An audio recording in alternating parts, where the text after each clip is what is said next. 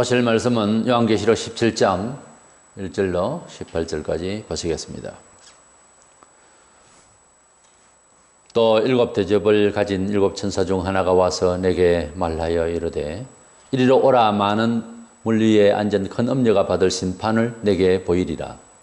땅의 임금들도 그와 더불어 음행하였고 땅에 사는 자들도 그 음행의 포도주에 취하였다 하고 10절입니다. 또 일곱 왕이라 다섯은 망하였고 하나는 있고 다른 하나는 아직 이르지 아니하였으나 이름은 반드시 잠시 동안 머무르리라. 전에 있었다가 지금 없어진 짐승은 여덟째 왕이니 일곱 종에 속한 자라. 그가 멸망으로 들어가리라. 17절입니다. 이는 하나님이 자기 뜻대로 할 마음을 그들에게 주사 한 뜻을 이루게 하시고 그들의 나라를 그 짐승에게 주게 하시되 하나님 말씀이 응하기까지 하심이라. 또 네가 본 그 여자는 땅의 왕들을 다스리는 큰 성이라 하더라. 아멘. 세상 종말에 가면 기독교를 집중적으로 괴롭히는, 그리고 많은 순교자를 내게 하는 적그리스도 이 세계를 지배하게 될 것이고, 그에 또 함께 세상 종교가 통합되어서 이 적그리스도를 위하게 될 것입니다. 그때에 종교계의 어떤 큰 단체가 또 힘을 적그리스도부터 받아가지고서 특별히 성도들을 많이 순교케 하는 그런 일이 벌어지게 될 것입니다. 그 최후의 역사를 미리 이 세상은 조금씩 그런 모습을 띠게 될 것입니다. 그래서 적그리스도의 힘을 받아서 온 세계 종교를 통합하고 또 기독교인들을 많이 핍박하면서 그 짐승으로 표현되고 있는 적그리스도의 등에 그는 많은 이제 호화로운 생활을 하고 마음껏 종교적인 특혜를 누리는 이런 여자를 음녀로 비유하고 있는데, 이 큰 음녀는 결국은 적그리스도로부터 이제 멸망을 받게 되는 그런 최후가 보입니다. 그래서 그 큰 음녀의 최후라고 하는 제목을 가지고 말씀을 나누고자 합니다. 그러면 여기에 그 큰 음녀라고 하는 자가 누구냐, 무엇을 상징하고 있느냐 하는 겁니다. 성경에서 이 음녀라고 할 때에는 남녀를 성구별을 하는 그런 뜻에서의 내용이 아니고, 도덕적인 내용이 아니고, 그런 윤리적인 내용이 아니고 사상적인 배도를 뜻할 때 성경에서 음녀라고 합니다. 이스라엘이 다른 종교나 다른 나라를 의지하거나 이런 식으로 될 때에는 하나님을 배도한 것이니까, 그래서 그것을 간음했다 또는 음녀 이런 쪽으로 하나님께서 표현을 그렇게 하신 것입니다. 먼저 1절에 보면 많은 물 위에 앉은 여자라고 들어가 있는데, 이 많은 물은 15절에서 물은 백성과 무리와 열국과 방언들이라 여러 나라들을 말합니다. 세계 각국에 있는 나라들을 상징해서 물이라고 합니다. 18절에는 또 네가 본 그 여자는 땅의 왕들을 다스리는 큰 성이라 이렇게 표현하고 있는 걸 보면, 그 물 위에 앉았다는 말은 이 큰 음녀가 온 세상의 이제 종교계 지배를 가지고서 있다. 그래서 바다는 계시록상 적그리스도가 나타날 때 바다에서 올라오더라 세속을 말하고, 땅은 종교계를 상징하는 그런 무대를 말합니다. 그래서 이 여인이 땅의 왕들을 다스리는 큰 성이라, 그러니까 종교계에서 최고의 우두머리, 그런 최고의 단체, 이렇게 보면 되겠습니다. 이 큰 음녀를 현재로 말하면 어떤 존재일까? 이것은 세계 기독교 연합회라고 하는 WCC로 이제 볼 수도 있습니다.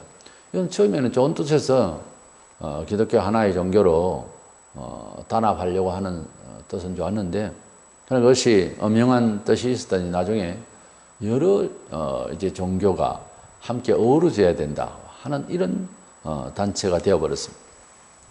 2절에 보면은 음행의 포도주라는 말이 나오는데, 이것은 이제 진리를 배교한 것을 말합니다.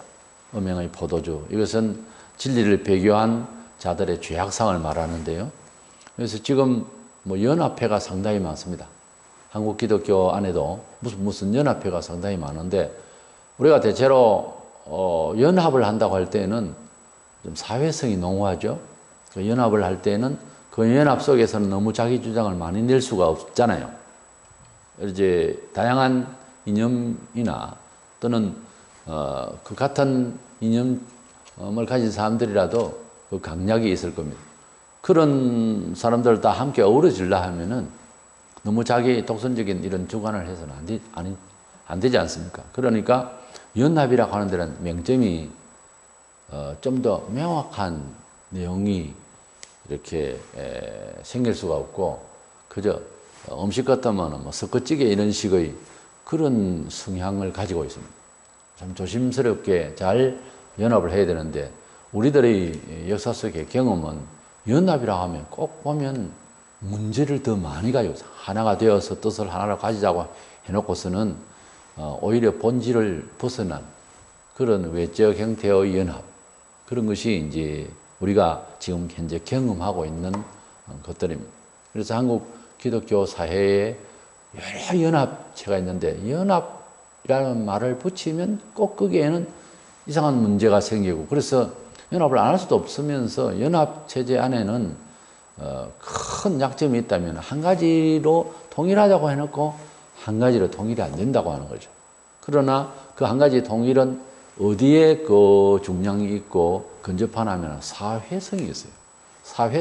그러니까 이 사회의 사람들, 믿지 않는 사람들이 이해를 할 수 있는데 접근하는 그런 내용이 연합의 어떤 목표가 될 가능성이 항상 있는 겁니다. 어쨌든 말세가 되면은 이러한 단체들이 더 많아지게 될 것이고, 이 어중간한 이상한 이 연합 체제가 모두 다 합치는 게 어떻겠느냐, 그 동의하게 되어 있거든요.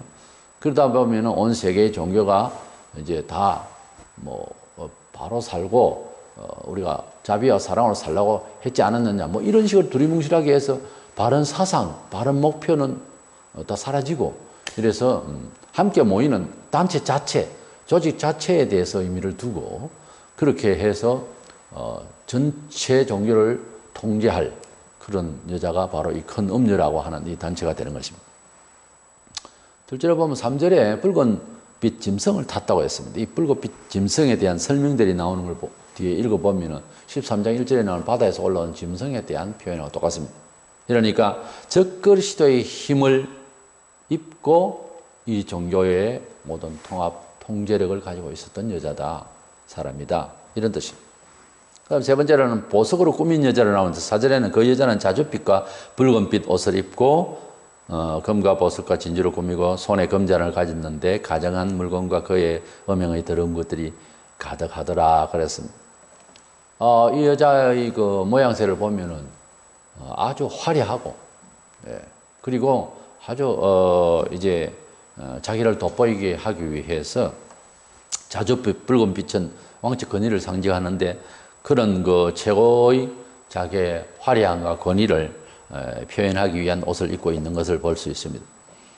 그러나 15장 8절에도 보면은 성도들의 입은 옷은 깨끗한 세마포 옷을 입고 있는 것을 봅니다. 단순하면서도 깨끗한 세마포 옷.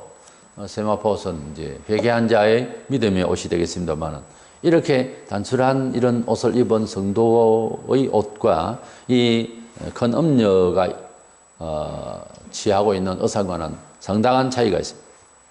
5절에서 그의 이마에 비밀이라 큰 바벨론이라 땅의 음녀들이 가져간 것들의 의미라, 이런 그 표현들이 있는데, 이것은 세계적인 타락의 그 종교들의 연합 체제로서의 표현들입니다. 그래서 배교하고 그리고 적그리스도의 그 힘을 빌어서 이렇게 음흉한 비밀을 가지고서 오히려 진리를 위한다고 하고 사회 평안을 위한다고 하면서도 영혼들을 이렇게 괴롭히게 되는 마지막 때에 종교 연합단체가 될 것이라는 겁니다.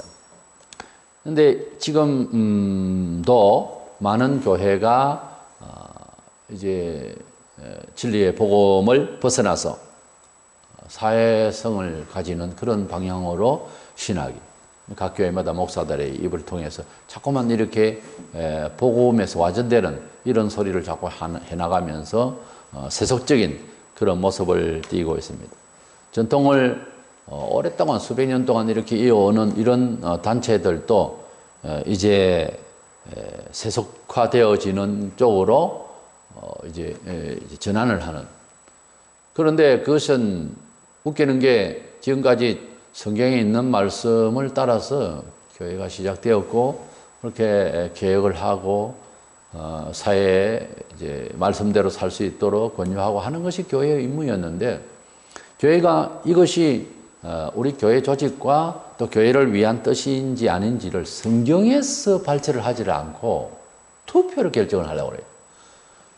그럼 이제 결국은 진리가 투표로 결정한다고 하는 것은 사람마다 때마다 지역마다 상황 따라서 사람의 의견이 달라지는데 사람이 진리를 이것을 진리라고 하자는 거죠. 그 사람의 대세에 따라서 그 시대적 가치 이념 또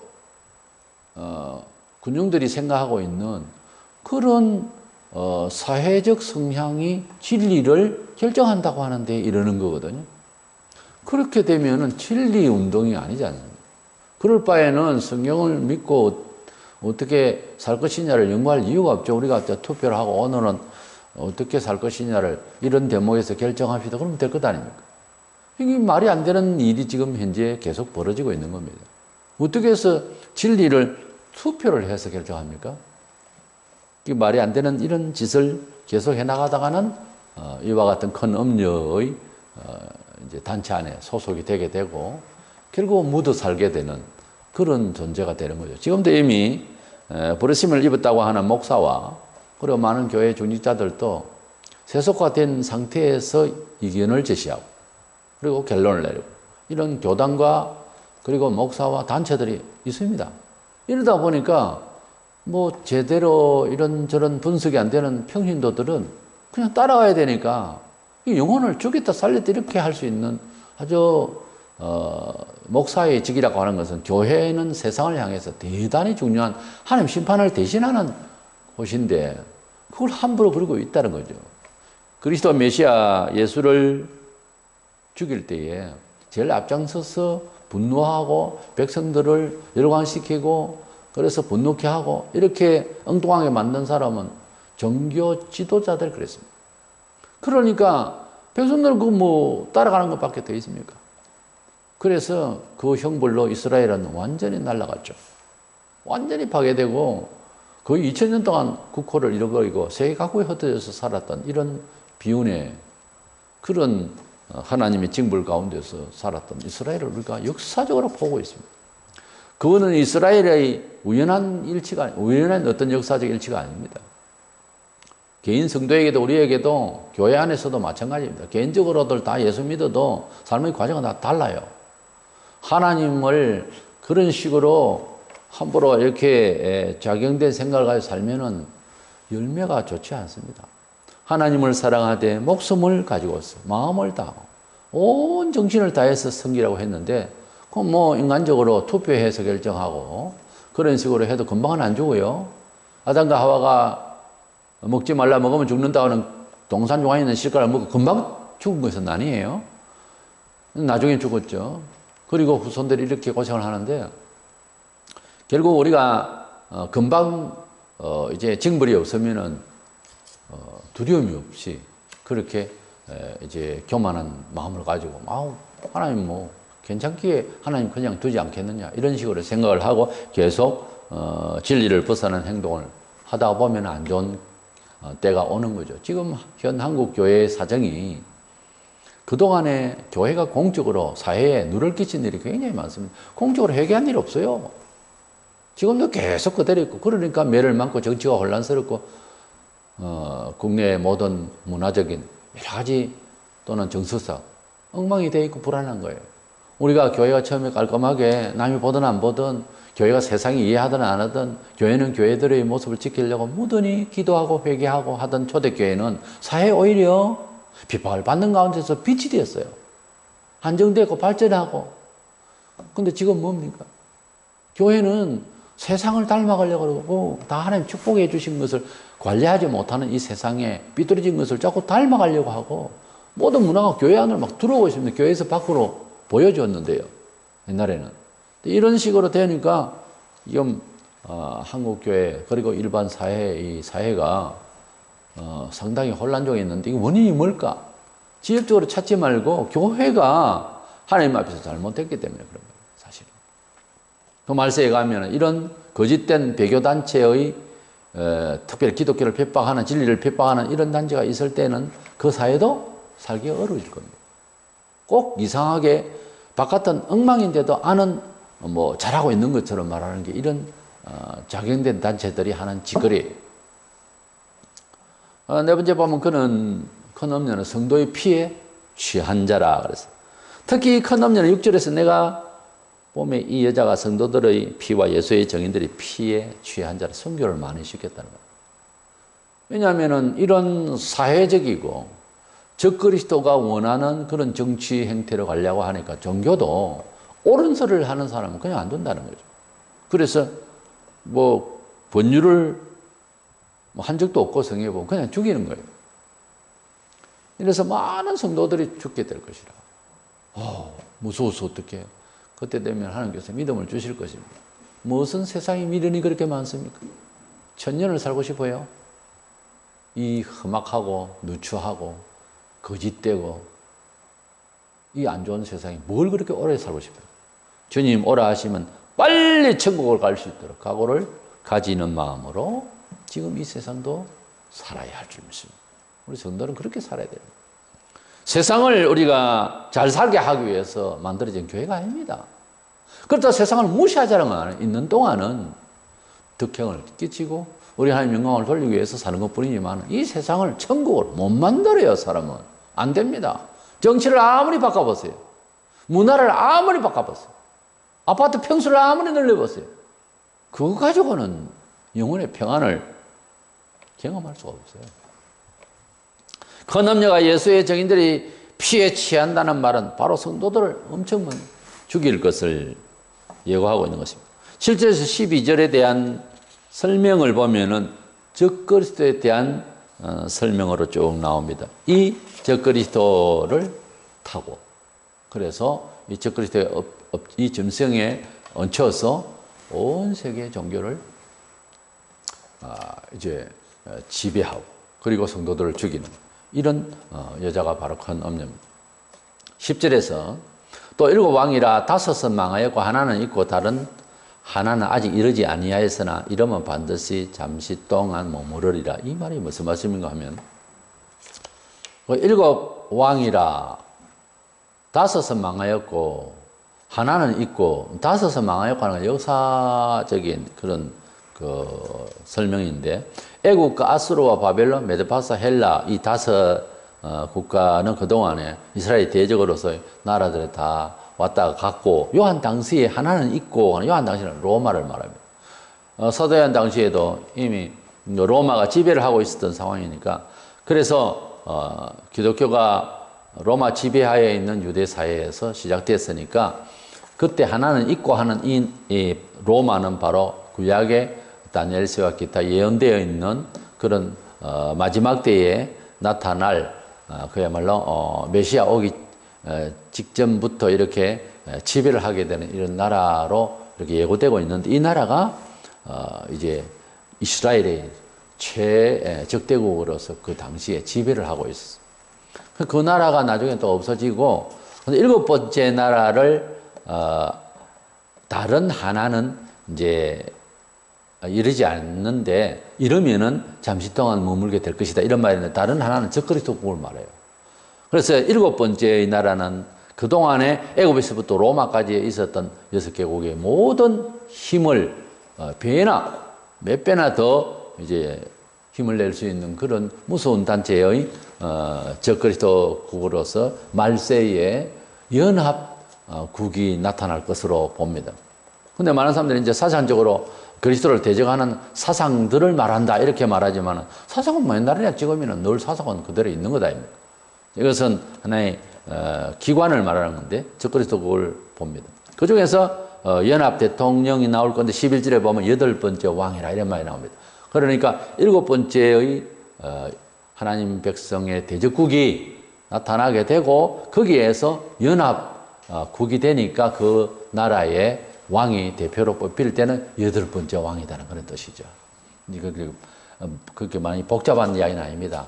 이래서 이스라엘, 즉 하나님의 백성을 대적하던 5나라 망했고 하나는 그때 로마가 있고 그 다음에 또 하나 더 나타날 것인데 마지막 때에 잠시 이렇게 세계를 지배하다가 망하게 될 나라. 그것은 바로 적그리스도국이라는 거죠. 그래서 거기에서 연합 대통령이 나타나니까 7번째 왕이다. 8번째 왕이다. 그 말입니다. 그래서 모든 연합국은 13절에서 한 뜻으로 짐승에게 능력을 몰아주는 것으로 이렇게 되고 있습니다. 그러니까 연합국들이 짐승이 하도 능력을 잘 발휘하고 지혜가 뛰어나게 보이고 이러니까 거기에 이제 전부 다 예속되어서 모든 국가적인 어떤 각 국가마다 가지고 있는 역량이라는 게 있겠죠. 그것을 전부 거기에 이제 힘을 실어주는 거죠. 적그리스도가 다 지배할 수 있도록 모든 통제권을 다 준 거죠. 뭐 그것이 소멸하다 하는 시기가 될 것입니다. 말세는 그렇게 이제 능력을 전부 이 짐승에게 적그리스도에게 몰아주게 되는 것이죠. 그런데 이 큰 음료는 두 번째로 적그리스도부터 놀랍게도 멸망을 받게 되는 이런 최후가 오게 됩니다. 큰 음료는 분명히 적그리스도의 힘을 빌어서 적그리스도를 위했습니다. 적그리스도는 안티그리스도 아닙니까? 그러니까 그리스도를 반역하는 세계적 정치가인 적그리스도를 위했다고 되어 있어요. 그리고 위할 수밖에 없는 것이 그 이 큰 음료 단체가 모든 종교를 적그리스도를 대적하는 진리를 대적했단 말이에요. 그러니까 모든 바른 종교는 죽이기도 하고 이래가지고 통합을 시켜서 적그리스도에게 안겨줬기 때문에 어떻게 보면 바로 한 거죠. 적그리스도에게는. 그런데 왜 이 적그리스도로부터 버림을 받는가 하는 것이 이제 설명이 되어져야 되겠어요. 16절에 보면은 네가 본 바 이 열불과 짐승은 이렇게 적그리스도의 연합단체국의 이 짐승 적그리스도는 음료를 미워하여 망하게 하고 벌거벗게 하고 그의 살을 먹고 불로 아주 사르리라. 아주 무서운 표현이죠. 그러니까 이 큰 음료는 완전히 짐승에게 불로 태움을 당하는, 벌거벗게 되는, 그의 살을 먹게 되는 이런 얘기가 이 큰 음료가 실컷 충성봉사하니라 하고 자기도 아주 호화롭게 살고 했겠지만은 이 짐승이 무슨 변심을 가졌는지 이 큰 음료를 완전히 소멸시키는 이런.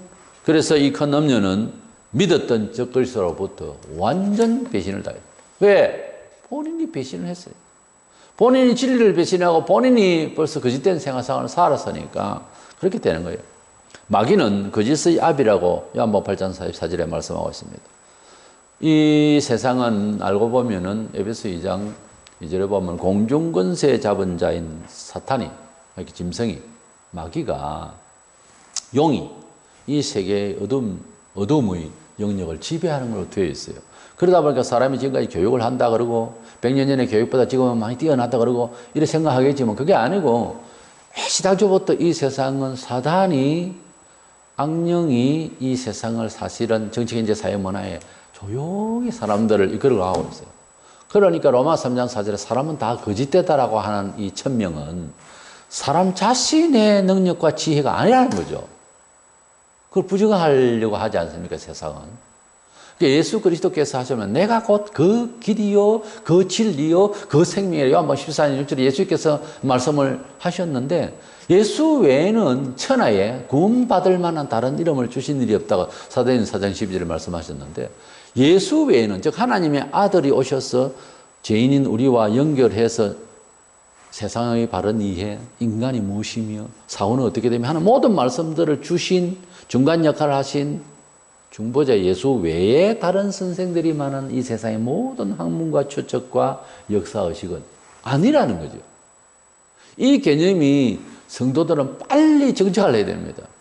세상을 무시하자는 것이 아니고 항상 세상의 모든 지식과 책을 한 권 사도요, 다 도전을 받아야 되는 거예요. 다 이것은 예수 안에서 중생함을 받고 변화를 받고 그 용도대로 쓰여져야 되는 거예요. 악기 하나라도, 돈이라도, 직업이라도, 어떤 문화든, 레저까지도요. 이것이 그리스도 안에서 이해해 주시는가 하는 걸 물어보고 중생을 씻겨서 거듭나게 해서 용도 있게 사용을 해야 되는 거예요. 그 정도로 이 세상은 근본적으로 마귀의 것입니다. 이 세상이 마귀가 이 세상의 모든 동서의 고군망론하고 사람들에게 유럽이든 서구든 아시아권이든 모든 사람들이 생각하고 있는 그 생각이 동서양 차이가 그게 다 답이 아니고 그 모든 것이 함께 마귀의 지배권 안에서 있다고 할 때는 깜짝 놀라 사실. 그런 성경적인 그런 이제 문화에 대한 이념을 그런 역사관, 가치관, 그런 우주관을 가지고 이 세상을 이해하고 살아야 항상 이 세상의 모든 일은 어떤 호전적인 입장에서 뭐 이렇게 싸우려고 하는 뜻에서가 아니라 항상 경계를 하면서 이 세상을 영적으로 옳게 변화시켜서 취급을 해야 되는 것으로 이렇게 대상으로 삼아야 이 세상은 그렇게 살아야 되는 것입니다. 예수 안 믿는 가족 중에서 내가 예수를 믿었다. 그러면 안 믿는 형제, 혈육들, 부모 할 것 없이 모든 사람과 이제는 엄격히 말하면 어떤 대적 관계예요. 싸우겠다는 이런 정서상의 대적이 아니고 영적으로 벌써 빠져나오면 다른 사람, 다른 세계의 사람으로 보여야 합니다. 그래서 이 세계의 모든 살아가는 일들은 마귀가 사실은 악과 흠으로 이런 미혹하고 지배하고 있습니다. 그래서 이 마귀는 거짓의 압이라고 성경이 말하고 있거든요. 그러니까 결국은 뭐예요? 하나님 없는 세상의 모든 일들과 그 일의 끝은 전부 거짓이고, 거짓은 뭐예요? 헛되고 씨앗으로 보면 겁대기였고 안에 쏙은 차지를 못했다는 겁니다. 거짓은 이제 공간이요, 알이 없고 속이 없고 그리고 엉뚱한 길을 가게 되고 하는 것들입니다. 이것을 지금 조종하고 있는데 그걸 모른다는 거죠. 사람이 지금 모르고 있는 거예요. 그래서 거짓으로 가고 있는 걸 인생 7, 80년까지 살면 알게 되는 부분이 뭔가 아마 내가 뭐하고 살았지? 이럽니다. 그리고 노래 중에서 허탈하고 나이가 들어서 부르는 노래라든지 이런 걸 보면 또 말하는 것을 보면 전부 다 인생이 허무하다는 겁니다. 그게 왜 그러냐면은 헛되이 살았다 어떻다 하는 말들을 왜 허무하다는 말이 왜 나오느냐 하면은 본래 허무했는데 몰라서 그랬어요. 본래 허무했는데 뭘 키우다가 보니까 고양이인 줄 알았는데 호랑이 됐다 하듯이 뭘 나무를 비슷하게 생긴 걸 키우다 보니까 그건 못 먹는 과목이었다고 합시다. 그러니까 허무하다 이래 되잖아요. 그러니까 쏙을 때는 빛이 비슷하고 잎이 비슷하니까 꽃이 비슷하니까 먹을 수 있는 과실이 나올 거라고 생각을 해서 농부가 키웠는데 한참 크다가 보니까 변질이 되고 잘못 보이는 거예요. 이것은 나무가 사과나무가 포도로 변한 건 아니잖아요. 오해를 한 거죠. 우리가 보고 있는 우리가 오해를 한 거예요. 인생을 그리스도 밖에 있는 사람은 자기 인생이나 남의 인생이나 오해를 하고 있는 거예요. 그래서 다 늙어서 보니까 뒤돌아보니까 너무 허무한 거죠. 뭔가 쏘은 기분이죠. 사실은 기분이 아니고 쏘은 겁니다. 그러므로 상대적으로 그리스도인이 죽을 때에 그리스도인이 나이 들었을 때 허무하다. 아, 뭐 세상 왜 살았나 이런 말을 하면 안 되겠죠. 우리는 그런 말을 이미 넘어서 있는데 그런 말을 또 세상 사람들과 같이 똑같이 한다면은 영생으로 가는 사람이라고 볼 수는 없지 않습니까? 이래서 적그리스도부터 이 큰 음녀가 멸망을 받게 되는 것에 대해서 영적으로 또는 심리적으로 파악을 하면 그렇다는 겁니다. 적그리스도 자신도 사탄에게 지금 쏘았거든요. 사탄이 속에 들어오고 가슴에 들어오니까. 그리고 그 들어온 그 적그리스도의 힘, 세력은 좋아 보이겠죠. 우리도 짧은 역사에서 우리나라 역사를 보면은 세력과 정치 힘, 돈 힘 믿다가 허무하게 죽은 사람 많죠. 그렇게 이 사탄의 영을 받은 적그리스도 속에는 거짓된 정치를 할 수밖에 없는 정신이었고 그와 결탁한 이 종교계 수많은 단체의 대장도 속았던 거거든요. 근데 원래 남이 나를 속일 때 내가 혹 하는 것은 나에게 욕심이 있었기 때문에 받아들이는 경우가 많습니다. 공짜가 없는데 공짜로 준다고 할 때 얼른 덥석 잡으면 화를 받거든요. 그런 거 많죠. 우리가 뭐 가게에서 잘못 사가지고서 난리를 치고 어떤 물건을 공짜가 없는데 공짜로 되는 것처럼 말하는 정치인들이라든지 뭐든지 정상이 아니에요. 창세기 3장 이후에 아담과 하와가 범죄 이후에는요, 땀 흘려 일해야 됩니다. 정상적으로 살아야지 절대로 그 사기를 놓고 하는 그런 데 달콤한 이야기는 옳지 않습니다. 사상에도 마찬가지고 어떤 언어의 말에도 너무 달콤할 이유가 없어요. 세상은 약간 절제를 해야 정직해요. 그래서 이 거짓령에 사로잡혀 있는 적그리스도의 힘을 빌어서 조종을 받았던 이 큰 남녀도 결국은 멸망받을 거짓의 아버지 영인 사탄의 영을 받은 거죠. 그러니까 어떤 일이 있어서 적그리스도로부터 이 큰 음녀가 이렇게 불로 태움을 받는까지 이런 멸망을 초래하는지는 사사로운 이런 어떤 구체적인 것은 안 보이지만은 원리적으로 사탄에게 이런 받은 정신은 멸망을 한다는 입장에서는 고소가 돼야 되는 것 아닙니까? 그래서 당연히 멸망을 받을 수밖에 없는 영을 받았다. 그런 지배를 받았다는 거죠. 디모데후서 3장 13절에 보면 악한 사람들과 속이는 자들은 더욱 악하여져서 속이기도 하고 속기도 하나니. 이것은 그리스도 밖에서 특별히 이 불신 세계에서는 서로 속이지만 자기도 속는다는 거예요. 남을 기만하는 사람이 자기가 어디서 당했어요. 당해서 몸풀이에요, 보면. 그리고 그것을 당하는 사람을 보면 조금이라도 그런 속임에 대한 것을 받아들일 수 있는 정신이 속에 있는 거예요. 그러니까 경험이 없는 사람이라도 사람 속에는 항상 거짓령이 거짓을 받아들이는데 강해요. 정직을 받아들이는 영은 없고 거짓을 받아들이는 영이 아주 강하게 발동을 합니다. 누구나. 그리고 그것을 경험을 하면 그게 달콤함을 느끼고 아주 뭐 보석상에도 이미테이션이 더 빛나거든요. 그 진열장에 있는 것이 더 달콤하니까 그게 진짜인 줄 알고 계속해서 하다 보면 범죄자가 되는 거예요. 바늘 도둑이 소도둑이. 왜 바늘 도둑이 소도둑 됩니까? 바늘 도둑질을 한번 해보니까 어떤 맛이 있는 거거든요. 그러면 나중에는 차츰차츰 해서 소도둑이 될 때도 무덤덤하게 되는 사람이 되어버린 거죠. 무서운 거예요. 죄 때문에 두려워한다. 과일 하나 먹고 겁이 나가지고서 하나님 목소리가 겁이 나서 막 도망가서 나무 뒤에 숨었다 아담과 하와가 정서가 정상인 거예요. 두려워해야 잘못에 대해서 흥분을 해야 회개할 기회가 되는 건데 모른다. 너무 아픈 사람은 아프다 소리 어디 아프도 모르는 병원 와가지고 응급처치 그게 더 위험하잖아. 어디 아프다 할 때는 괜찮아요. 지금 우리의 세상은 예수 안 믿는 세상으로 먼저 생각해 봅시다. 아프다 소리를 합니까? 아 우리 영혼이 뭐 괴롭다 하나님 우리를 살려 이거 합니까? 그렇게 생각 안 합니다. 고통과 번뇌는 알아도 영혼에 대해서 책임지려고 영혼에 대해서 고치려고 이런 생각 없어요. 교회 안에도 마찬가지입니다. 교회가 어두워지기 시작하면은 교회의 본질에서 벗어나서 뭔가 좀 사회화되어 버렸다, 속화되어 버렸다. 이런 반성이 안 되는 게 이제 문제인 거예요. 그걸 반성을 하고 괴로워하면 아직까지 살아있어요. 그게 이제 안 될 때는 이제 회개가 안 된다는 거죠. 무서운 거죠. 가장 두렵고 무섭고 처절한 것이 회개를 해야 되는데 하고 눈에는 보이는데 회개가 안 되는 마음. 사람이 완전 미치는 거예요. 회개를 해야 되겠는데 라고 모르면 그건 완전히 죽은 거고 회개를 해야 되겠는데 하는데도 회개가 안 되어지는 거예요. 그게 맞는데 하면서 전혀 감동이 안 되고 뇌를 완전히 이렇게 뒤집어 놓지를 못하는 이게 이제 사람 미치는 거예요. 이게 하루아침에 그렇게 된 것이 아니고 자꾸만 미루다가 쌓인 거예요. 묵은 때죠. 계속 놔두면 나중에 수술을 해야 되는 이런 상황이 벌어집니다.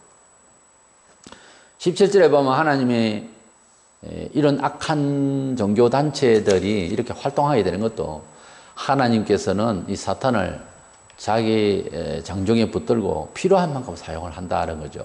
애굽 바로 왕이 악했죠. 물론 악했지만은 이스라엘이 그들과 싸워서 스스로 구원받았다라고 오해할까봐 더 바로의 마음을 악하게 만들어버렸다는 말이었어요. 이왕 이건 안 되는 놈이다고 생각하시는지 모르지만 마음을 더 완악하게 만들었다라고 우리 쪽에서 표현될 때는 그렇게밖에 이해 안 돼요. 그러나 하나님은 선이시니까 어떤 뜻이 따로 있는데 그건 다 추측을 할 수가 없어요.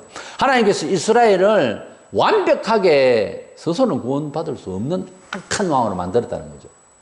그런데 하나님께서 이끌어 주셨다 하는 것을 알아야 하나님 우리를 확실히 구원하셨고 우리 힘이 아니다 하는 것을 믿게 하기 위해서다라고 표현은 하나, 어쨌든 말세에도 악한 왕, 악한 단체를 사용을 하나님은 하신다는 거죠. 그걸 통해서 이제 배역이 있는 것 아니겠어요? 영국에도. 그래서 이 지구촌에서 나서 적그리스도 델렘과 종교계의 큰 엄녀가 델렘과 거기에 또 이제 어깨들이 델렘, 이런 어두움의 세계들을 다 하나님이 정해놓고 세계를 통치하면서 말세를 가게 하는, 종말을 가게 하는 이런 일을 하신다라고 하는 뜻에서 이렇게 표현하고 있습니다. 우리가 살고 있는 현재의 세상도 이미 공중권세 잡은 자가 이 땅을 지금 미혹하고 있다고 에베소 2장 2절에 말씀하고 있습니다.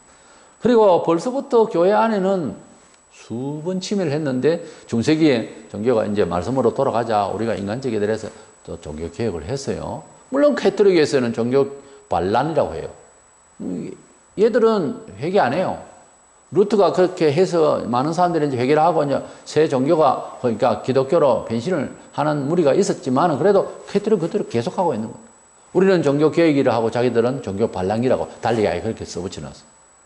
이런 차이는 계속되고 있어요. 그리고 교회 안에서 19세기 말부터 인문학이 발전하면서 독일로부터 시작해서 여러 세계 많은 그 기독교 진리에 대한 인간적 이해가 말하자면 차고 넘치면서 교회 내부에서 드디어 20세기 말 21세기에 와서 복음에 대한 해석이 달라져요. 복음은 사람이 이해할 수 있는 입장에서 복음이어야 하는 것으로 지금 가고 있어요. 우리가 본래 복음을 받을 때 처음 듣는 이야기고 그럴 리가 없고 그런 이치가 맞냐 도저히 있을 수 없다 이런 것들이거든요. 사실 내용 자체는 예수께서 우리 죄를 위하여 돌아가셨다. 그걸 무슨 근거로 우리가 받아들여야 됩니까? 그러니까 그런 말씀들로 충만한데 천국 누가 가봤어요? 뭐 이런 식으로 그랬는데 그런 말씀들을 믿고 믿음으로 또 믿어지고 또 깨달아지고 이런 것이 복음이었는데 이것은 사람의 입장에서 하면 머리가 또 좋아졌고 과학화되고 정보가 많고 하니까 사실 인터넷 정보가 거의 쓰레기입니다만은 이것을 가지고 복음을 이제 재해석한다고 하는 것들이 교회 내부에 신학계에 많이 나타나게 된 거예요. 점점 더한 거예요, 지금. 이래서 타락을 하고 인본화가 되고, 그게 반짝하는 지혜 갖고, 그 복음의 해석을, 그래, 맞아. 싶거든요. 차츰 갉아먹고, 결국은 하나님 앞에서 순종의 미덕, 순종으로서의 성공, 이런 것들이 이제 없어지는 거예요. 전부 과학화하고, 전부 인간적 정서에 맞춰. 처음에 참 좋거든요. 우리 교회는 열린 교회다. 그러고 뭘 열려요? 다치고 또 뭔데요? 그런 식으로 나가면서 사회화되고, 자꾸 현세화되고 하니까, 교회의 그 거룩성과 깊은 경건미가 하나도 없어요. 복음이라고 하지 않겠다고 하는 거죠. 그러니까, 복음은 기쁜 소식이에요. 예수께서 우리 죄를 위하여 돌아가셨다. 믿으면 구원받는다. 이 프레임이 아니라는 거죠. 자꾸만, 인간적으로 생각을 자꾸 하니까. 이래서 유럽교회하고 서구교회 인본화가 드디어 한국까지 이제 이 복음으로 단 100년 만에 엄청난 발전을 한 이 나라를 지금 완전히 스며들고 이단들이 우죽순처럼 일어나도 꼼짝을 못하는 교회의 지금 허약함 그리고 추락이 지금 보이고 있습니다. 오늘 이 큰 엄녀를 닮은 교회사의 종교단체는 많습니다. 굉장히 많습니다. 연합회가. 그것도 다 보면은 전신 본 진리대로보다 사회적으로 통합하기 위해서 사회화되는, 사회적 종교화되는 이런 형식을 띠고 있습니다. 그 중에서 가장 큰 단체가 저는 WCC라고 봅니다. 세계기독교연합회라는 이름을 무색하는 그 좋은 단체의 이름이 지금은 완전히 사회화 쪽으로 가서 소셜리즘에 변갈리고 사회주의 복음으로 그렇게 전환되어져 버린 지가 좀 오래됩니다. 그리고 그 사상 내부에는 공산화 사상도 들어있고요. 이래서 유물사관도 개입되어 있고요. 그래서 이 WCC를 위해서 많은 건전한 단체라고 하는 단체 안에도 여러 가지 죄악상이 있고 매 해마다 때마다 총회 때마다 시끄럽고 우린 한국 교회 안에도 그런 것이 있습니다. 그래서 그러나 세상 최후에 가면 이 큰 음녀가 아예 세상을 저그리스도의 힘에 의존해서 완전히 한 종교화로 통제하는 날이 오게 될 것이다. 이것은 추정컨 때 얼마든지 가능한 짓을 지금도 하고 있거든요. 그런 때를 바라보면서 얼마나 이 세상에는 종교적으로 화를 당하는 일이 이렇게 말세에 가면 적그리스도는 정치적으로 화를 당하지만 큰 음녀는 바른 진리를 사모하고 따라가는 사람들에게 큰 환난이죠. 그래서 이것을 바라보면 지금도 그런 이제 성격을 가진 많은 단체가 우리를 괴롭히고 있으니까 항상 유의하면서 긴장을 놓치지 않고 주의 거룩한 영 절대치의 진리를 사모하는 저와 여러분 되시기를 원합니다.